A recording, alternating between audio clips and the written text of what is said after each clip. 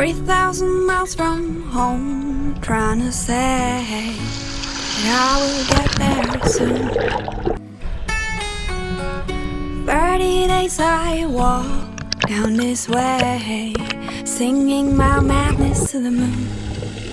I met a cat on a tree, and it talked to me about things we don't see. I asked it, how do I know which is the right way to go to get me home?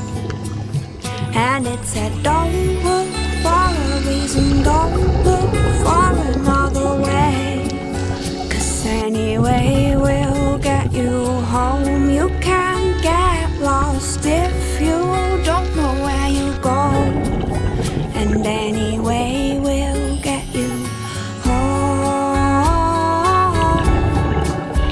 is the right way, they say, if you just go your way.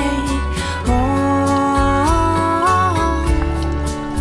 no, you aren't lost, just go and trust yourself.